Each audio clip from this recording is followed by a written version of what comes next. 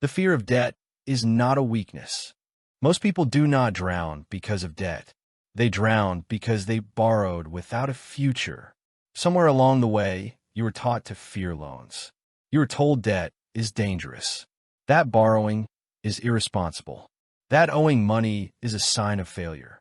And for most people, that fear is justified because most people do not borrow to build. They borrow to survive. They borrow to look successful.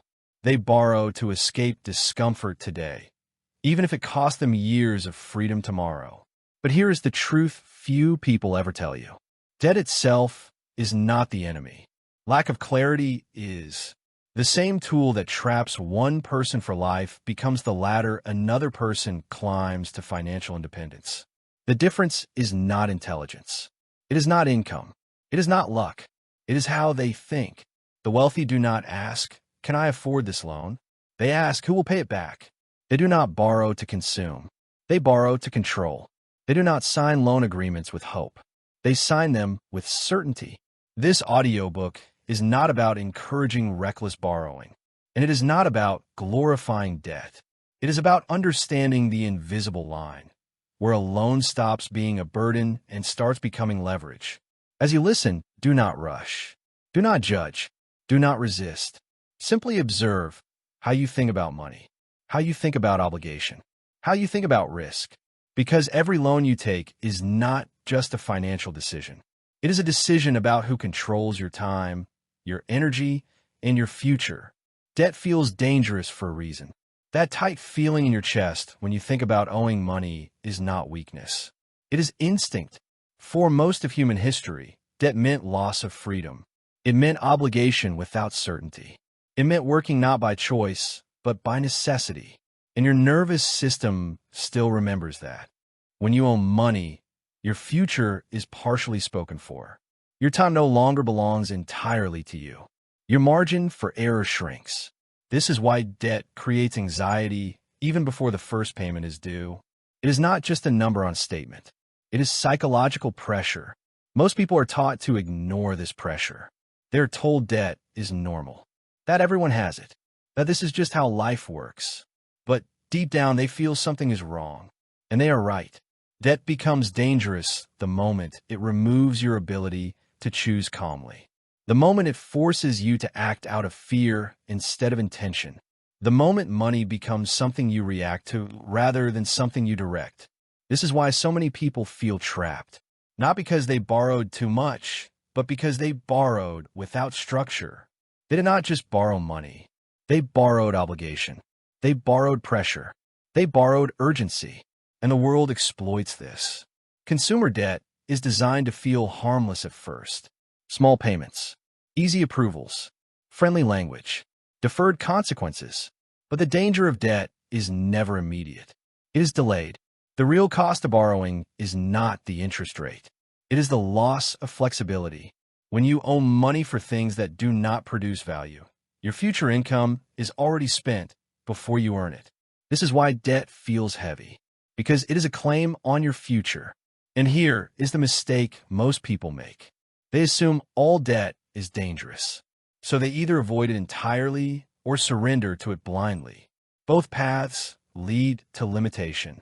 Avoiding debt completely often keeps people small. Blindly accepting it keeps them trapped. The truth is more precise. Debt is dangerous when it is disconnected from control. And once you understand that, you stop fighting the wrong battle. You stop trying to eliminate debt entirely. You stop using it carelessly. You begin asking better questions, quieter questions, more powerful ones. In the next chapter, you will confront the exact moment where debt stops being a tool and starts becoming a master. That moment is subtle, but once you see it, you can never unsee it. When debt becomes a master, debt does not enslave you the moment you sign the contract. That is the illusion. The real moment happens later, quietly, gradually, almost invisibly. At first, everything feels manageable. The payments look reasonable. Your income feels stable. Life continues as normal. Nothing feels wrong. But then something subtle begins to change. You stop asking, "What do I want to do?" And you start asking, "What can I afford to risk?" That is the moment debt begins to tighten its grip. Slavery is not always chains. Sometimes it is obligation without flexibility. Sometimes it is responsibility without margin. Debt becomes a master when it dictates your behavior, when it shapes your decisions before you're even aware that it is doing so. You stay in a job you have already outgrown because the payments demand certainty. You avoid opportunities that feel uncertain even if they promise growth. You silence ideas not because they are bad, but because they feel risky. Debt does not shout commands, it nudges. And most people obey without realizing they are obeying anything at all. The moment debt turns you into a slave is not when you owe money. It is when the debt requires your obedience. When missing one paycheck would destabilize your life. When one unexpected expense creates panic. At that moment, you are not free, you are exposed. This is why so many people live carefully but not intentionally. They are not lazy. They are not irresponsible. They are constrained. Their lives are shaped by invisible boundaries created by obligation. And this is where the illusion of normalcy becomes dangerous. Society has normalized debt so completely that most people no longer recognize captivity when they see it. Monthly payments are treated as a fact of life. Financial stress is treated as adulthood. Anxiety is worn as a badge of responsibility. But none of this is natural. A healthy financial structure expands your choices. A fragile one contracts them. Debt becomes slavery when it removes your ability to say no. No to overtime. No to stress. No to toxic environments. No to paths that no longer serve you. When debt depends entirely on your continued compliance, it owns leverage over you. This is why lenders do not need force. They rely on predictability. They know most people will protect their credit score at any cost. They know most people fear instability more than stagnation. They know obligation is more powerful than motivation. And so the system is built around regular payments, rigid timelines, and penalties for deviation. Not because banks are evil, but because the structure rewards obedience. The dangerous illusion is believing slavery only exists at extremes. That as long as you are not drowning, you are safe. But captivity begins long before collapse. It begins when your financial life becomes fragile, when peace depends on everything going exactly as planned. Freedom is not about having no debt. Freedom is about having resilience. And most people borrow without building resilience first. They borrow against optimism. They borrow against projections. They borrow against future versions of themselves they have not yet become. And when reality interferes, pressure begins. Pressure changes people. It makes them short-term thinkers. It makes them defensive. It makes them conservative in the worst way. They stop playing offense in life. They start playing defense, not because they want to, but because they have to. This is the psychological cost of debt slavery. It is not just about money. It is about identity. You stop seeing yourself as a creator. You start seeing yourself as a payer. Your energy shifts from building to maintaining, from expanding to surviving. And survival mode is not where wealth is created. This is why the wealthy are not afraid of debt, but they are terrified of fragility. They understand that debt without insulation is danger. Debt without buffers is control. Debt without systems is exposure. They do not ask how much debt they have. They ask how dependent they are on perfect conditions, because perfect conditions never last. Markets shift. Health changes. Industries evolve. Life interrupts. Debt that survives only in ideal circumstances is a trap. This is why borrowing before building stability is one of the most common mistakes people make. They assume pressure will motivate them. They believe urgency will sharpen them. Sometimes it does, but far more often, it forces compromise. Compromise of time. Compromise of values. Compromise of long-term thinking. Debt becomes a master not because it exists, but because it is unsupported. Supported debt behaves differently. Debt backed by cash reserves feels calm. Debt supported by cash flow feels neutral. Debt structured with margin feels manageable. But debt that leans on your nervous system feels heavy. Debt that leans on hope feels dangerous. Debt that leans on your next paycheck feels suffocating. This is the line you must learn to see. The line between debt as a tool and debt as a leash. Most people cross it unknowingly. Not because they are reckless, but because they were never taught to look for it. They were taught to ask, can I get approved? Not, what happens if things change? They were taught to chase opportunity, not to protect optionality. Optionality is freedom, the ability to adapt, the ability to pause, the ability to choose differently when conditions shift. Debt that destroys optionality destroys freedom. And once freedom is gone, growth becomes difficult. In the next chapter, you will learn the single question that immediately. The only question that matters: who pays? Before the wealthy sign any loan agreement, they pause. They do not rush. They do not negotiate first. They do not get excited. They ask one question: who pays this back? Not how fast, not how easy, not how impressive it looks. Who pays? Most people never ask this question. They ask a different one. Can I afford the monthly payment? That question sounds responsible. It feels mature, but is shallow, because affordability does not equal freedom. You can afford many things that still control you. You can afford a car payment that locks you into a job you hate. You can afford a mortgage that leaves you with no margin. You can afford debt that quietly drains your future flexibility. Affordability measures comfort in the present moment. It does not measure control. When you ask who pays this back, everything changes. You stop thinking like a consumer. You start thinking like an owner. A consumer paye personnalité. An owner designs systems. If the answer to that question is, I do with my time, my paycheck, and my stress, then the debt is already dangerous. It may look manageable. It may feel normal, but is fragile. If your labor is the only thing standing between you and default, the loan owns leverage over you. This is the defining difference.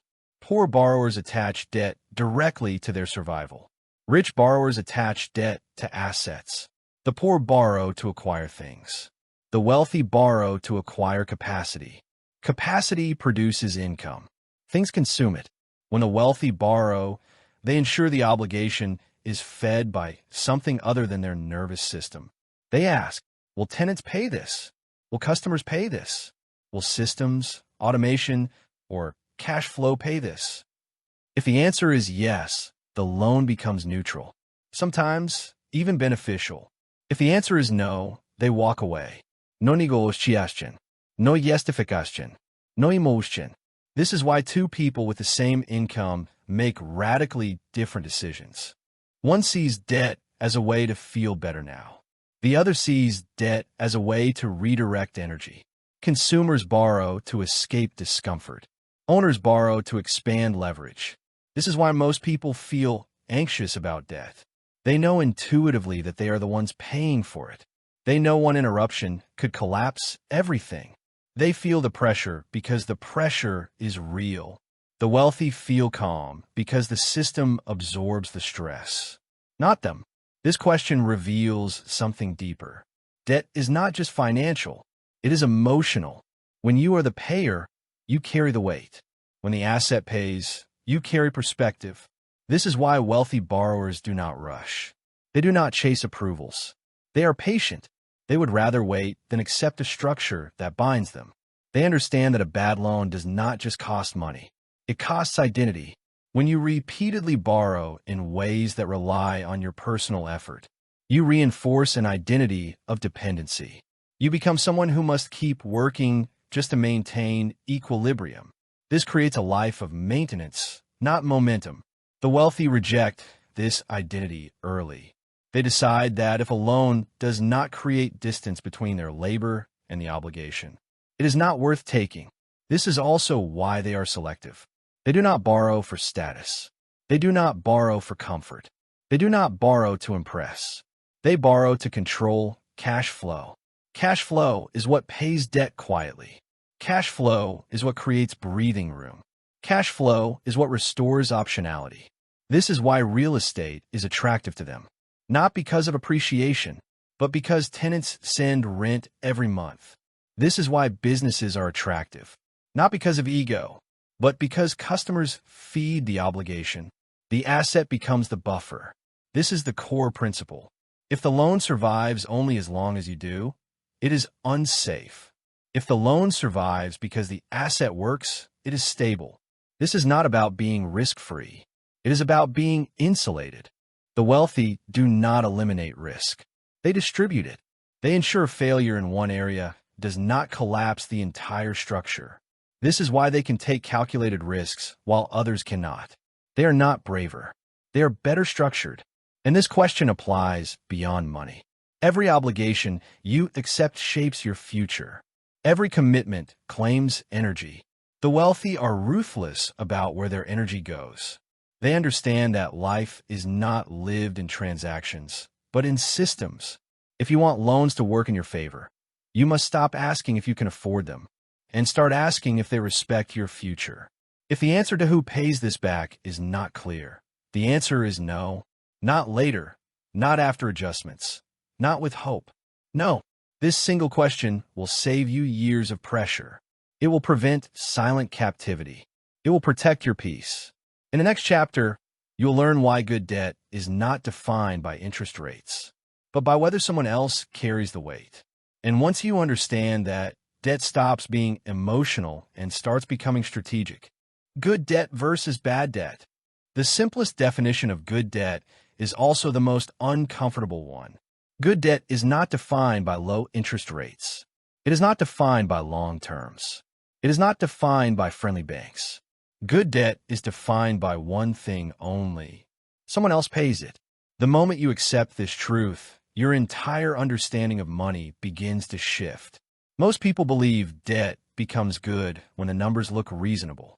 A manageable payment, a decent rate, a long enough timeline. But none of these determine whether a loan will free you or trap you. What matters is who carries the weight. If your lifestyle must shrink to support the loan, it is bad debt. If your peace depends on everything going right, it is dangerous debt. If your income must remain stable just to survive the obligation, the debt owns leverage over you. Good debt behaves differently. It does not require sacrifice to survive. It requires structure. When the wealthy borrow, they're not thinking in terms of affordability. They are thinking in terms of replacement. What activity will replace my labor? They do not want debt that consumes cash. They want debt that redirects cash. This is why the phrase "someone else pays" matters so much. It forces clarity. A rental property is good debt not because real estate is magical. It is good debt because tenants send rent every month. A business loan is good debt not because entrepreneurship is glamorous. It is good debt because customers pay invoices. The asset produces cash flow. The cash flow services the debt, and the owner remains emotionally untouched. That distance is everything. Distance creates calm. Calm creates clarity. Clarity creates better decisions. This is why wealthy borrowers sleep well. They are not gambling their nervous system. They are not feeding debt with anxiety. They build structures where the obligation lives outside of them. Most people do the opposite. They attach debt directly to their identity. They say, "I owe," instead of "the asset owes." That language matters because the subconscious listens. When you identify as the payer, you internalize pressure. When the asset is the payer, you maintain perspective. This is why consumer debt feels heavy. It has no buffer. No insulación. No superación. You buy something. You owe money. And the obligation points straight at you. Good debt introduces distance between you and the obligation. It creates a layer. That layer is called cash flow. Cash flow is not just income. It is protection. It is what stands between you and panic. It is what allows mistakes without collapse. It is what restores optionality. This is why the wealthy obsess over cash flow, not balances. They understand that a loan with no cash flow is a liability, regardless of how cheap it looks. And a loan with reliable cash flow can be powerful even at higher rates. Interest rates matter, but structure matters more. A perfectly priced loan that relies on your job is fragile. A moderately priced loan that relies on tenants is resilient. Resilience beats optimization every time.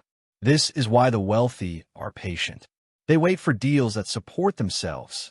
They refuse structures that require constant effort. They understand that wealth is built through systems that function without supervision. This is also why they are cautious. They know not all income-producing assets are equal. Cash flow must be real, predictable, conservative. They do not assume perfect occupancy. They do not assume perfect customers. They design for reality. Because good debt stops being good the moment the asset cannot carry itself. This is where discipline enters the conversation. You cannot call debt good simply because you want it to be. You cannot label a loan an investment without proof. Hope is not cash flow. Optimism is not income. Excitement does not pay interest. This is why wealthy borrowers analyze boring details. Maintenance, vacancy, downtime, market cycles. Not because they are pessimistic, but because they respect leverage. They understand that leverage magnifies everything. Not just gains, but mistakes too. Good debt is quiet. It does not announce itself. It does not impress others. It does not elevate your status. It simply works, month after month, year after year. Bad debt demands attention. It creates emotional noise. It forces lifestyle adjustments. It constantly reminds you of its presence. Good debt fades into the background. Bad debt stays in your head. This is why good debt feels lighter even when the numbers are larger. Because you are not carrying it. The asset is. This distinction reveals something deeper. Good debt respects your future self. Bad debt steals from it. Good debt expands your capacity over time. Bad debt compresses it. Good debt builds confidence quietly. Bad debt erodes it slowly. When you consistently structure debt so that someone else pays, your standards rise. You become selective. You become patient. You become strategic. You stop being tempted by convenience. You are guided by design. In the next chapter, you will go deeper into the force that makes this possible. Leverage, not as a fantasy, not as a shortcut, but as a multiplier that rewards structure and punishes carelessness. Once you understand that, you will never look at borrowing the same way again. Leverage, the multiplier that punishes mistakes. Leverage is one of the most misunderstood forces. In money, some people worship it, others fear it. Both are wrong. Leverage is not magic. It does not create wealth on its own. It does not rescue bad decisions. Leverage simply amplifies whatever already exists. If the structure is strong, leverage accelerates progress. If the structure is weak, leverage accelerates collapse. This is why leverage feels powerful and dangerous at the same time. Most people are taught to think of leverage as risk, but that is incomplete. Leverage does not create risk. It reveals it. The moment you borrow, you magnify the consequences of your choices. Good decisions become better. Bad decisions become fatal. This is why leverage rewards clarity and punishes confusion. The wealthy understand this deeply. They do not use leverage to escape effort. They use it to concentrate results. They understand a simple truth. You do not need to own 100% of an asset to benefit from 100% of its performance. You only need to control it. Control is the real prize. When you control an income-producing asset, you control cash flow. When you control cash flow, you control obligation. And when you control obligation, you control your future. This is why leverage is central to wealth building. Without leverage, growth is linear. You trade hours for income. You save slowly. You progress cautiously. With leverage, growth becomes exponential. Systems work while you rest. Assets compound while you sleep. But only if the foundation is sound. Most people encounter leverage accidentally. A mortgage, a car loan, a credit line. They are told it is normal. They are not taught how it works. So leverage becomes something that happens to them, not something they design. This is the trap. The wealthy approach leverage deliberately. They ask questions before they borrow. Does this asset produce income? Is that income predictable? Is it resilient under pressure? Does it comfortably exceed the cost of the debt? If the answer to any of these is no, leverage is rejected, not debated, not justified, rejected, because leverage does not forgive optimism. Optimism is not a buffer. Hope is not a margin of safety. Leverage requires space. Space between income and expense. Space between obligation and survival. Space between pressure and panic. This is why the wealthy never push leverage to the limit. They leave room. They understand the purpose of leverage is not speed. It is sustainability. A highly leveraged structure with no margin is fragile. A moderately leveraged structure with strong buffers is resilient. Resilience compounds. Fragility collapses. This is where most people misunderstand leverage. They think leverage is about borrowing as much as possible. It is not. It is about borrowing only as much as the system can carry without you. The moment leverage requires your constant attention, it has failed. This is why good leverage feels boring. It does not demand excitement. It does not require constant monitoring. It does not create adrenaline. It simply works. The bank is paid. The asset operates. The owner observes. Bad leverage feels exciting at first. Fast approvals, big numbers, ambitious projections. But excitement is often a warning sign. When leverage feels thrilling, it is usually because risk is being ignored. The wealthy do not chase thrill. They chase repeatability. They want structures that survive boredom, not just brilliance. This is also why they respect time. Leverage unfolds over years, not weeks. It compounds quietly. It rewards patience. The impatient misuse leverage. They stack obligations. They compress margins. They assume best-case scenarios. And when reality intervenes, leverage magnifies the damage. The wealthy assume friction, vacancies, delays, repairs, slow periods. They design leverage to survive these moments because leverage does not eliminate reality. It intensifies it. Another misunderstanding is believing leverage replaces discipline. It does not. Leverage demands discipline. You must manage cash flow. You must maintain reserves. You must monitor performance. Leverage without discipline is gambling. This is why the wealthy combine leverage with systems, budgets, controls, rules, not because they are fearful, but because they are precise. Precision is power. When leverage is used correctly, something important happens. Your personal effort becomes less relevant. You are no longer the engine. You are the architect. This is the true freedom leverage offers. Not escape from work, but escape from dependency. Your income no longer collapses if you pause. Your progress does not stop if you rest. The system continues. This is the difference between workers and owners. Workers must be present.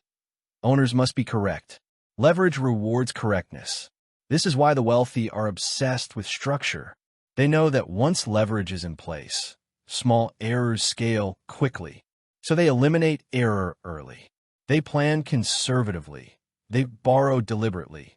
They expand gradually. This patience looks boring from the outside, but it is devastatingly effective. Over time, leverage also teaches humility.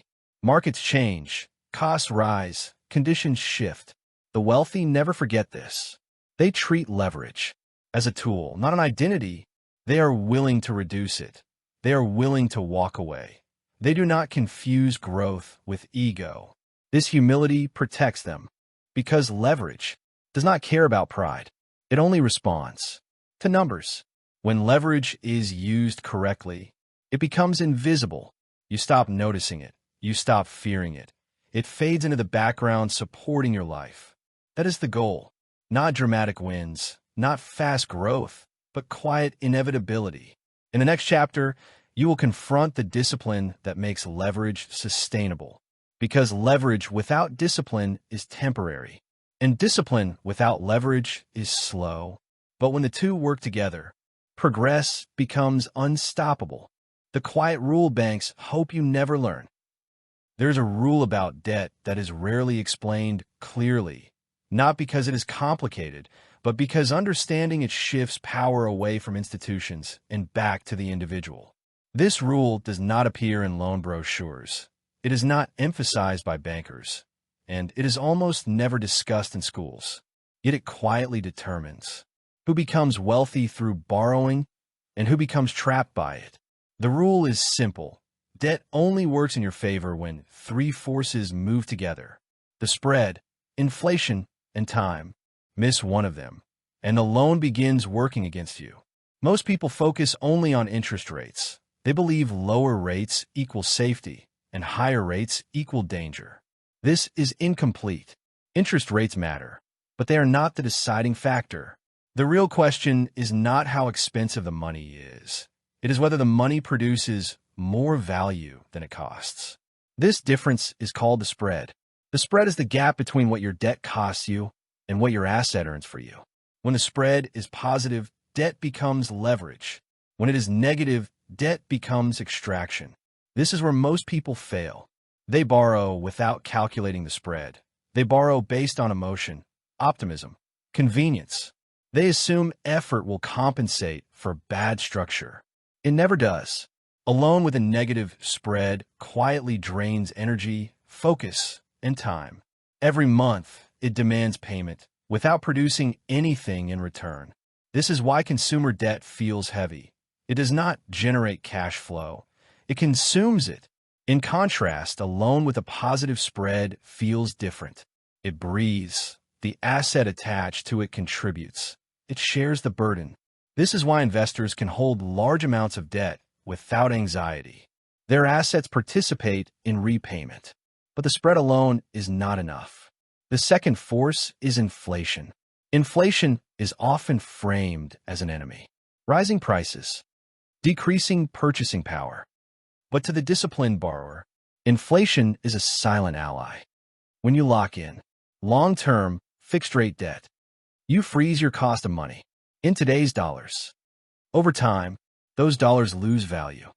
Your payment stays the same, but your income and asset values adjust upward. This means you are repaying your loan with cheaper money each year. Inflation quietly reduces the real weight of fixed debt. This is why long-term fixed loans are powerful when attached to income-producing assets. The asset rises with inflation. The debt does not. The gap widens in your favor. Savers lose purchasing power. Owners with fixed debt gain leverage. This is not theory. It is arithmetic. Yet most people never experience this benefit. Why? Because they borrow without structure. They borrow short-term. They borrow variable rate. They borrow for consumption. In these scenarios, inflation works against them. Costs rise. Payments increase. Income stays flat. Debt becomes suffocating. The same force that enriches one borrower crushes another. The difference is positioning.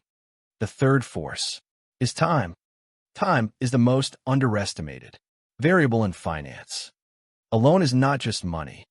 It is a timeline. Every month you hold debt, interest accrues, but so does asset performance. Time magnifies structure. If the structure is sound, time compounds wealth. If the structure is flawed, time compounds stress. Banks understand this deeply. That is why they design products that extend time, lower payments, longer terms, refinancing offers. Each one feels helpful. Each one increases total interest paid. This is the refinancing illusion. People feel relief because payments drop. They feel smarter because rates fall. But they ignore the timeline. They reset the clock. They trade short-term comfort for long-term cost. The bank wins quietly. The borrower feels lighter now and heavier later. This is why lower payments are psychologically seductive. They reduce pressure. They increase flexibility. But they also reduce urgency. And urgency is what drives freedom. When payments are low, discipline weakens. When discipline weakens, timelines stretch. This is how debt become permanent. The quiet rule is this. You do not win with debt by minimizing payments. You win by minimizing duration. Duration determines dominance. Shorter timelines reduce interest exposure. They restore optionality. They return control. Banks profit from time. Borrowers gain freedom by ending it. This is why the most powerful borrowers think differently. They do not ask, how can I make this easier? They ask, how can I finish this sooner? They understand leverage is temporary by design. It is a tool, not a lifestyle. They also understand that fixed debt paired with variable income is dangerous unless buffered by liquidity, which is why disciplined borrowers never rely on perfect conditions. They plan for disruption. They assume volatility. They build margin. This margin is not optimism. It is structure. Banks lend aggressively because they can externalize risk. Borrowers must internalize it. This is the final part of the rule. Debt is safe only when you retain optionality. Optionality comes from cash, from flexibility, from time buffers. Without them, even good debt can become lethal. This is why some people collapse during minor downturns, while others expand. They are not smarter. They are better structured. The quiet rule, the banks hope you never learn, is not about interest rates at all. It is about alignment, positive spread, fixed debt, time reduction. When these three move together, debt becomes a servant. When they do not, debt becomes a master. In the next chapter, you will see why cash reserves are not just safety nets, but strategic weapons. Because leverage without liquidity is gambling, and gambling always ends the same way. Discipline, the invisible force behind every loan. Most people believe debt is a math problem. They think if the interest rate is low enough, the loan is safe. If the payment fits their budget, the loan is manageable. If the numbers look reasonable, everything will be fine. This belief ruins more lives than high interest ever could. Because debt is not defeated by numbers. It is defeated by behavior. Interest rates influence outcomes. Discipline determines survival. You can survive a bad rate with discipline. You cannot survive a good rate without it. Discipline is what keeps debt from slowly changing who you are. At the beginning of a loan, people are careful. They budget. They plan. They promise themselves, this is temporary. Then comfort arrives. Payments feel normal. Income feels stable. Nothing bad happens. This is when discipline begins to erode. Not all at once. Quietly. You allow small upgrades. You justify small indulgences. You tell yourself, you deserve relief. This is how debt become permanent. Not through crisis, but through comfort. The dangerous phase of borrowing is not when money is tight. It is when money feels sufficient. Discipline exists to protect you from yourself during this phase. It forces you to treat debt seriously, even when it feels harmless. It keeps urgency alive when pressure fades. This is why discipline matters more than the rate. A low rate can lull you into complacency. A high rate keeps you alert. Alert borrowers survive. Complacent ones drift. Discipline shows up first in budgeting, not budgeting as restriction, but budgeting as command. A budget is not a list of expenses. It is a declaration of priorities. When you carry debt, your budget is no longer optional. It is a control system. Without it, money leaks. Leaks become habits. Habits become identity. The disciplined borrower does not ask, what can I afford this month? They ask, what must be paid first? Debt repayment becomes non-negotiable. It is treated like gravity. You do not debate it. You build around it. This removes decision fatigue. When repayment is automatic, temptation weakens. When temptation weakens, consistency forms. Consistency is more powerful than motivation. Motivation fades. Discipline repeats. Discipline also governs repayment behavior. Most borrowers aim for minimum payments. They see debt as something to coexist with. Disciplined borrowers aim for elimination. They do not ask how to make payments easier. They ask how to shorten the timeline. Every extra payment is not just money saved. It is time reclaimed. Time without obligation. Time without pressure. Time where income belongs to you again. This perspective changes everything. You stop seeing extra income as permission to spend. You see it as leverage to escape. Raises, bonuses, unexpected cash are not rewards. They're weapons. Disciplined borrowers deploy them immediately. They attack the principal. They delete future interest. This behavior looks boring from the outside, but boredom is freedom in disguise. Discipline also protects your psychology. Debt creates mental noise. Statements, balances, due dates.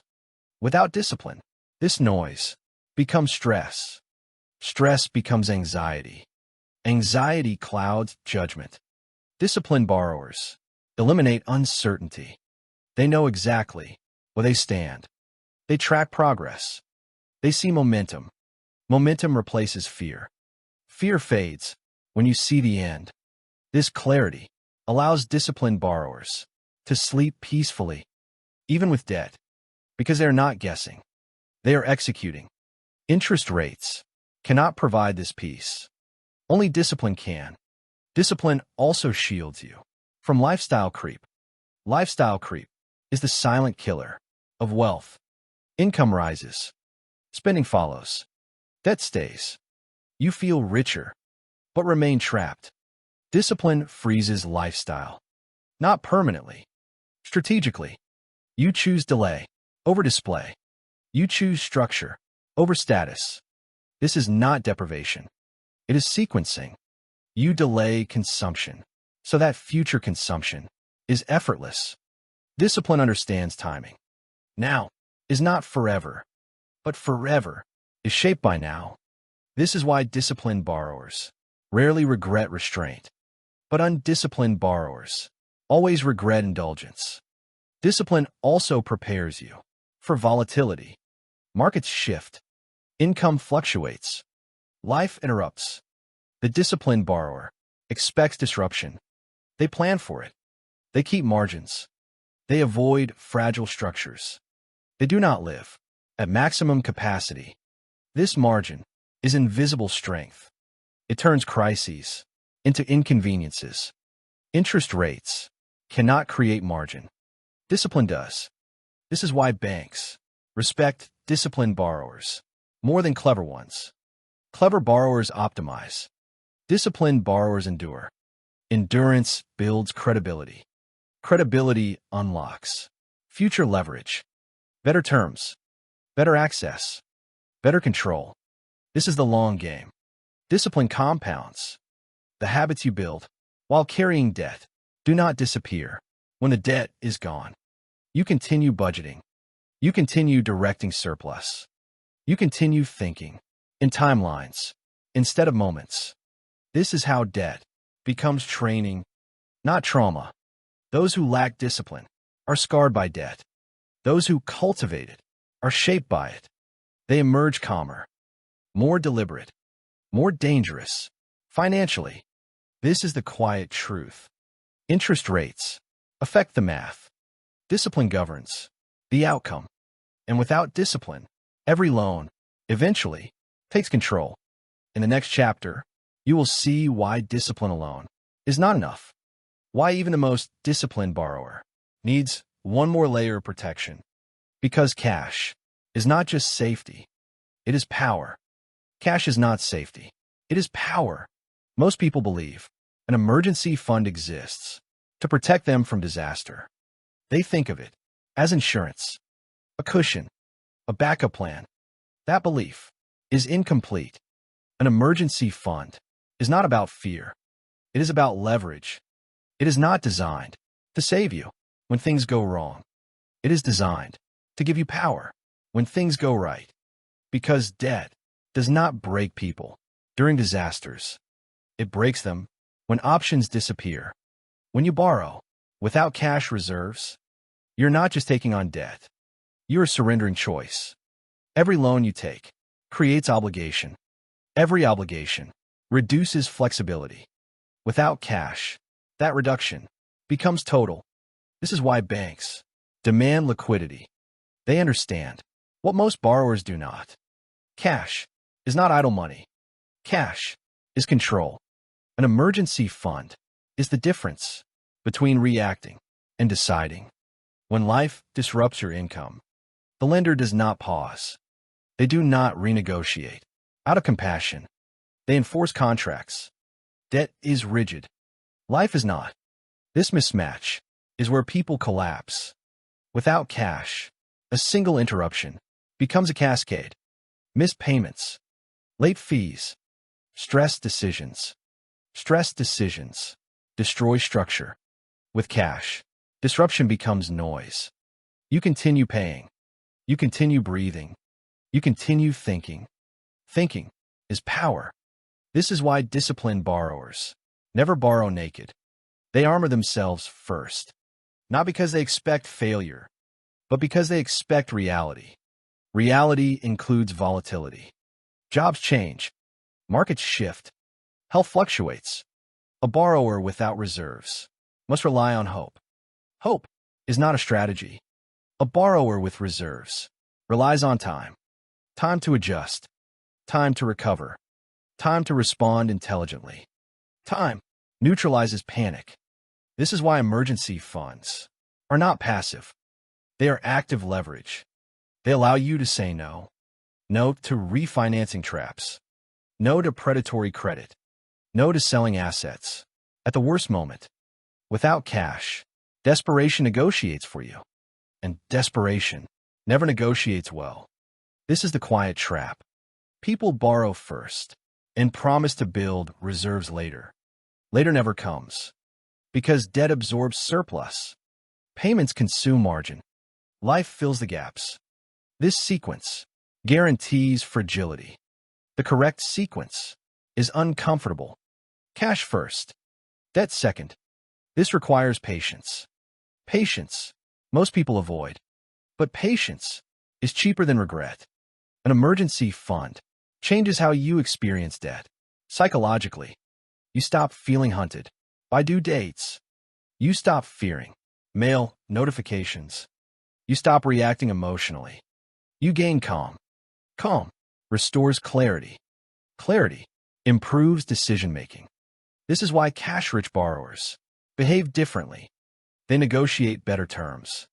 They walk away more easily. They refuse bad deals without anxiety because they are not cornered. A borrower without cash accepts terms.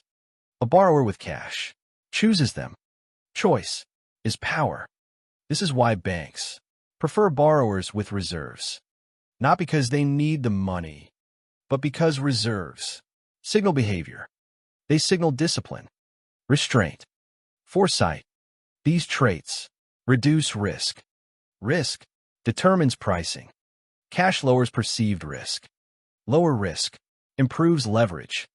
This is how liquidity quietly amplifies borrowing power. But the most important role of an emergency fund is not external. It is internal. It protects your identity. Debt has a way of creeping into how people see themselves. They begin thinking monthly instead of strategically. They optimize survival instead of growth. Cash interrupts this shift. It reminds you that you're not fragile, that you're not dependent, that you're not desperate. This psychological stability matters more than the number itself, because desperation creates bad debt. Bad debt compounds. Cash stops that cycle before it starts. It keeps you from borrowing to cover borrowing. This is the spiral most people never escape. They borrow to survive payments, then borrow again to survive life. Eventually, Debt is no longer a tool. It is the environment. Cash prevents that environment from forming. This is why an emergency fund should never be invested aggressively. It should not chase returns. Its job is not to grow. Its job is to exist reliably, immediately, without friction. Liquidity beats yield in this role because access matters more than growth. You do not need your emergency fund to perform. You need it to respond. And response speed is everything. The size of the fund is not about fear. It is about runway. Runway gives you options. Options restore dignity. Dignity prevents compromise. This is why borrowers with reserves rarely panic. They absorb shocks quietly. They adapt smoothly. They continue executing their plan while others scramble. They remain still. Stillness is strategic. This is also why emergency funds protect your assets. Without cash, people sell at the worst times. They liquidate under pressure. They destroy years of progress to solve short-term stress. Cash absorbs stress, so assets can continue working. This separation is critical. Debt requires servicing. Assets require time. Cash bridges the gap. This is power, not flashy power. Quiet power, the kind that lets you sleep. The kind that keeps loans working for you instead of against you. In the next chapter, you will learn how even disciplined, liquid borrowers fall into one of the most common traps in finance. A trap disguised as relief. A trap disguised as intelligence. The refinancing illusion. Because not all improvements are progress. The refinancing illusion. There is a moment when debt begins to feel heavy. The payments feel repetitive. The obligation feels endless. The finish line feels far away. And right at that moment, an offer appears. Lower monthly payments. A better interest rate. More breathing room. It feels like relief. This is where many disciplined borrowers quietly lose control.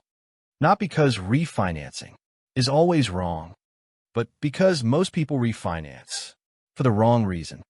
They refinance to feel better, not to become freer. This distinction changes everything.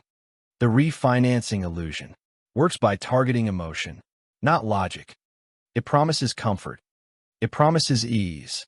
It promises relief, but hides the real cost. Time. Refinancing rarely reduces the total obligation. It redistributes it. You feel lighter now because the monthly pain decreases, but the timeline stretches. And time is where interest lives. Banks understand this perfectly. They do not profit from your comfort. They profit from your duration. A longer loan, even at a slightly lower rate, often generates more interest overall, especially when amortization resets. This is the detail most borrowers ignore. In the early years of a loan, most of your payment goes to interest, not principal. When you refinance, you often return to that early stage. You erase progress. You restart the clock. It feels like forward motion. It is not. It is circular movement. The illusion deepens because the numbers look better. Lower rate, lower payment, but the loan lives longer. This is how banks quietly reclaim leverage. You regain comfort. They regain time. And time always favors the lender. Refinancing also weakens discipline. Pain enforces focus. Comfort dissolves it. When payments drop, urgency fades. When urgency fades, lifestyle expands. You spend the difference. You justify upgrades. That adapts to your comfort level. This is how temporary relief become permanent obligation. Refinancing teaches the wrong lesson. It teaches that pressure can be negotiated away instead of eliminated. This mindset is dangerous because it trains you to escape discomfort instead of resolving it. Wealth is not built by avoiding discomfort. It is built by finishing it. The disciplined borrower does not ask, How can I lower this payment? They ask. How can I end this obligation? Refinancing also carries invisible costs, fees, closing costs, legal charges, often rolled into the loan, which means you now pay interest on the cost of refinancing itself. You borrow money to borrow money. This compounding waste is subtle, but real. Even when refinancing technically saves money on paper, it often fails behaviorally. Most people do not maintain the original payment level. They spend the difference. What could have shortened the loan instead extends it. The strategy fails, not because the math is wrong, but because behavior is predictable. Banks rely on this predictability. They know borrowers seek relief, not mastery. This is why refinancing is marketed aggressively. It feels helpful. It feels supportive, but it rarely serves the borrower's long-term interest. The only time refinancing truly works is when structure improves, not comfort, when the rate drops significantly, when the term does not extend, when payments remain unchanged or increase. This shortens duration. Shorter duration restores power, but this requires discipline few people possess. Most people refinance to escape pressure, not to compress timelines. And so the illusion persists. Debt feels easier. Freedom feels farther. The tragedy is not that refinancing exists. It is that it is misunderstood. People believe lower payments equal progress. They do not. Progress is measured, in principle destroyed, not discomfort avoided. This is why disciplined borrowers tolerate pressure. They understand its purpose. Pressure reminds you that the obligation is unfinished. It prevents complacency. It keeps debt temporary. Refinancing removes pressure prematurely. And when pressure disappears, debt settles in. This is how people carry loans for decades longer than necessary, not because they could not pay faster, but because they chose comfort over completion. The refinancing illusion is seductive because it feels responsible. But responsibility is not about feeling better today. It is about being freer tomorrow. The borrower, who understands this, does not fear pressure. They use it. They see each payment as progress, each extra dollar as acceleration. They do not look for exits that delay freedom. They look for paths that shorten it. This is the final test of maturity in borrowing. Can you tolerate discomfort long enough to end obligation? Or will you trade freedom for relief? The answer to that question determines whether loans remain tools or will become environments.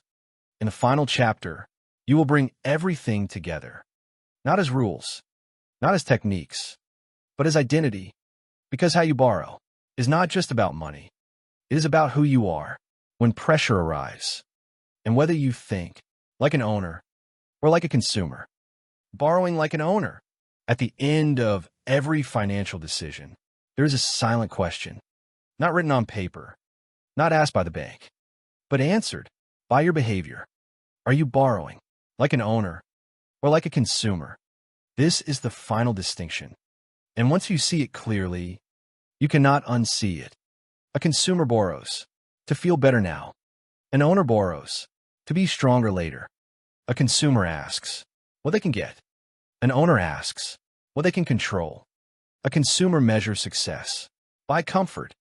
An owner measures success by position. This difference is not about income. It is not about intelligence. It is about identity. Consumers experience debt emotionally. Owners experience debt structurally. Consumers feel pressure and seek relief. Owners feel pressure and seek resolution. This is why the same loan destroys one person and builds another. Consumers borrow to extend lifestyle. Owners borrow to extend leverage. Consumers sign contracts, hoping things work out. Owners sign contracts, knowing exactly how they end. Hope is emotional. Structure is deliberate. Owners do not ask if a loan is scary. They ask if it is aligned with cash flow, aligned with time horizon, aligned with identity. They understand that money does not respond to desire. It responds to structure, and structure follows identity. When you borrow, like an owner, your behavior changes automatically. You stop asking, "Can I afford this payment?" and start asking, "What pays this back?" You stop optimizing for monthly comfort and start optimizing for total control. You stop chasing lower payments and start compressing timelines. You stop seeing debt as something to carry and start seeing it as something to finish. This shift is subtle, but it is permanent. Owners do not build their lives around loans. They build loans around their lives. They design debt to be temporary, specific, purposeful. Every dollar borrowed has a mission. Every obligation has an exit. Nothing is vague. Consumers accept vagueness. Owners reject it. This is why owners sleep well with debt, not because they owe less, but because they understand more. They know where the loan fits. They know what supports it. They know what ends it. They are not guessing. They are executing. This clarity eliminates fear. Fear comes from uncertainty. Certainty comes from structure. Owners also understand that discipline is not a phase, it is a permanent trait. They do not relax discipline when things improve. They intensify it. They know success attracts temptation, and temptation destroys leverage. This is why owners remain boring longer than others, but finish earlier. They delay celebration until obligation ends, not because they deny themselves joy, but because they understand sequence. First control, then freedom, then enjoyment, without consequence. This order is non-negotiable. Borrowing like an owner also changes how you see money itself. Money stops being something you chase. It becomes something that responds. It responds to consistency. It responds to structure. It responds to alignment. This is why wealth often arrives quietly, not as a windfall, but as stability. Payments disappear. Pressure fades. Options expand. Suddenly, money listens. But this does not happen accidentally. It happens because you trained yourself. Debt becomes the teacher. It teaches patience. It teaches restraint. It teaches clarity. Those who resist the lesson are punished by it. Those who accept the lesson are shaped by it. This is the final truth. Loans do not ruin people. People ruin loans.